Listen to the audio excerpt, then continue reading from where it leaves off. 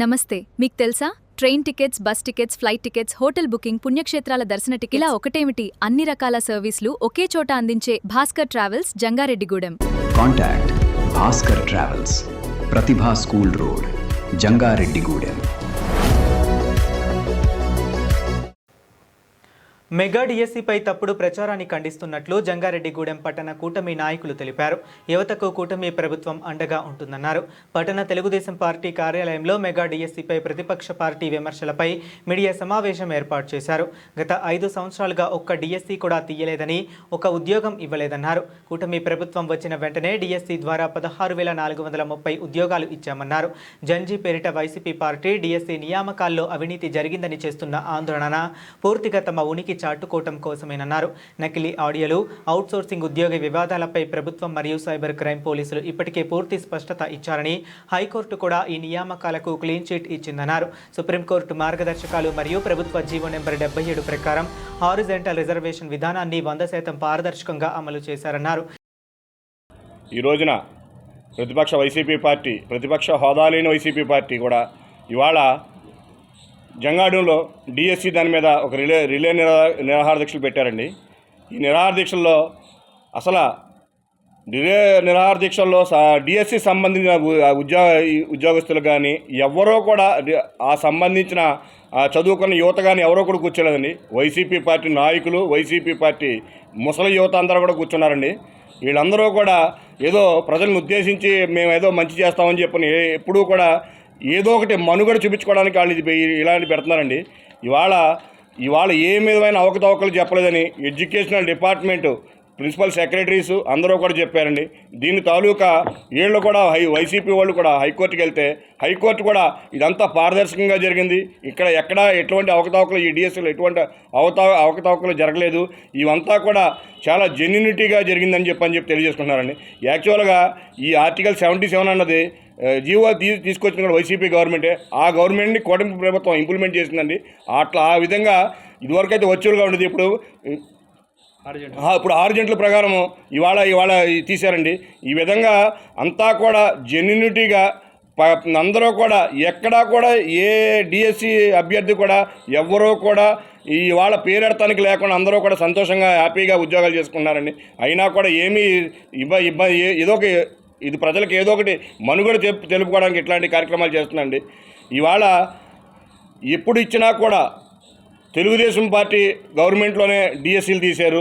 ఎప్పుడూ కూడా తెలుగుదేశం పార్టీ చంద్రబాబు నాయుడు నాయకత్వంలో కూటమి ప్రభుత్వంలో ఇచ్చామండి ఉద్యోగాలు కూడా, డిఎస్సీ ఉద్యోగాలు ఇచ్చామని తెలియజేసుకుంటూ ఇవాళ మేమందరం కూడా ఈ కూటమి ప్రభుత్వంలో భాగస్వామ్యానికి మేమందరం కూడా చాలా గర్వంగా చెప్పుకుంటూ ఈ రేపు 2-3 నెలల్లో కూడా మరో డిఎస్సీ తీస్తున్నారండి. ఇవాళ ప్రజలందరూ కూడా ఎవరో కూడా చదువుకున్న నిరుద్యోగ అందరూ కూడా ఎవరో భయపడక్కర్లేదండి. డిఎస్సీ తొందరలో మళ్ళీ ఇంకో డిఎస్సీ తీస్తున్నారు. వైసీపీ చేస్తున్నటువంటి ఈ పొలిటికల్ నిరాహార దీక్షల డ్రామాలు ఏవైతే ఉన్నాయో వాటిని పూర్తిగా ఖండిస్తున్నాం.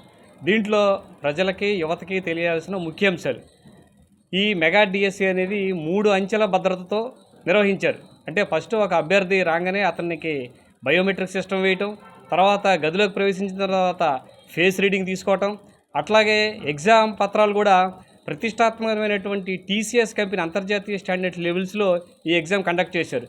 ప్రతి 5గురికి ఒక సీసీ కెమెరా కూడా పెట్టారు.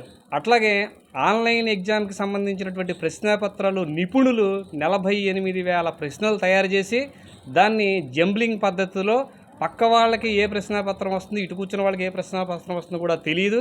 అలాగే అభ్యర్థికి మధ్య తెరలు కూడా కట్టారు. ఇవన్నీ కఠోరమైనటువంటి వాస్తవాలు. ఇన్ని వాస్తవాల్లో అత్యంత ప్రతిష్టాత్మకంగా నిర్వహించిన అటువంటి ఎగ్జామ్లో కాల్ లెటర్స్ సహజంగా అందరికీ వస్తాయి, మెరిట్ ఉన్న వాళ్ళకి. అంటే 80 మార్కులు 85 మార్కులు వచ్చిన వాళ్ళకి. కాల్ లెటర్లు వచ్చిన వాళ్ళందరూ ఉద్యోగస్తులకి రావు. కాల్ లెటర్లు వచ్చిన తర్వాత వాళ్ళకి ఎన్ని మార్కులు వచ్చినాయి, వాళ్ళ సర్టిఫికెట్లు ఏంటి అన్నీ పరిశీలన చేసిన తర్వాత అయితే ఇందులో ఒక ప్రత్యేకమైనటువంటి విషయం ఏం చేశారంటే, సాధారణంగా కొంతమంది నకిలీ సర్టిఫికెట్లు కానీ, నకిలీ స్పోర్ట్స్ కోటాలకు కానీ, నకిలీకి సంబంధించిన సదరన్ సర్టిఫికెట్లు కానీ పెట్టి ఉద్యోగాలకు వస్తుంటారు.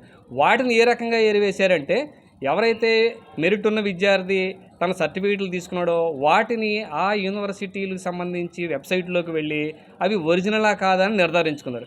అట్లాగే స్పోర్ట్స్ సంబంధించినటువంటి కోటా ఏదైతే ఉందో అవి శాప్ వెబ్సైట్లోకి వెళ్ళి నిజంగా స్పోర్ట్స్ కోటాలో అతను సర్టిఫికేట్ తీసుకున్నా లేదా వెరిఫై చేశారు. అలాగే వికలాంగుల కోటాలో వచ్చిన విద్యార్థులు ఎవరైతే ఉన్నారో వాళ్ళని సదరన్ సైట్లోకి వెళ్ళి నిజంగా గవర్నమెంట్ అప్రూవ్ చేసిందా లేదా అనేది ఎంత పారదర్శకంగా ఇన్ని అంచెల్లో దీన్ని పూర్తిగా ప్రక్షాళన చేసి ఆ 15,941 మంది విద్యార్థులకి నిష్పక్షపాతంగా ఉద్యోగాలు ఇవ్వటం అనేది జరిగింది. మరి ఈ రోజున మెగా డిఎస్సి గురించి మన ప్రతిపక్ష పార్టీ అంటే కోదాలని ప్రతిపక్ష పార్టీ చేస్తున్న రిలే నిరాహారదీక్షలకి అసలు మనం చేయాల్సింది విద్యార్థులు ఉద్యోగం కోసం డిఎస్సి ఎగ్జామ్ రాశారు. అందులో అవకతవకలు జరిగితే ఆ విద్యార్థులు రోడ్డెక్కాలి. అప్పుడు మన రాజకీయ పార్టీలు వెళ్ళి మద్దతు తెలపాలి.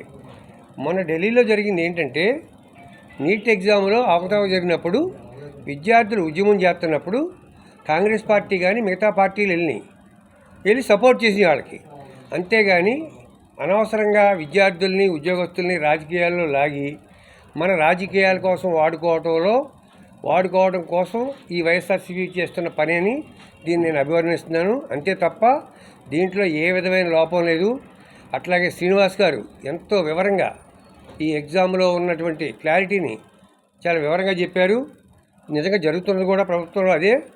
మరి ఇంత వివరంగా చెప్పిన దాంట్లో ఏమాత్రం అవకతవకలు లేవని అనవసరంగా వైఎస్ఆర్ పార్టీ విద్యార్థులతోనూ ఉద్యోగస్తులతోనూ అలాగే ఇప్పుడు ఉద్యోగస్తుల జీవితాలతోనూ ఆడుకోవద్దని ముఖ్యంగా హెచ్చరిస్తున్నాము. అట్లాగే అంటే ఇప్పుడు వీళ్ళు చెప్పిన ప్రకారం ఈ ఎగ్జామ్ని రద్దు చేయమనా అంటే ఈ 16,000 ఉద్యోగాలు ఇవ్వద్దు, రద్దు చేయాలని వీళ్ళు చెప్తున్నారు. మరి ఇదంతా కూడా విద్యార్థులు మాస్టర్లు అట్లాగే మన రాష్ట్ర ప్రజలు గమనించి వీళ్ళు చేస్తున్నటువంటి చెయ్యకపోగా అది కూడా 6 నెలల క్రితం జరిగిన దానికి ఇవ్వాల ఎక్కడో మన ఢిల్లీలో స్టూడెంట్స్ చేశారు, దానికి పార్టీ సపోర్ట్ ఇచ్చినాయి. ఇక్కడ పార్టీ చేస్తుంది, ఆ చేసేవాళ్ళు కూడా పార్టీ పరంగా. అంతే తప్ప ఏ మాస్టర్లు మాకు అన్యాయం జరిగింది కానీ ఏ స్టూడెంట్స్ అన్యాయం జరిగిందని ఎవ్వరూ చెప్పలేదు.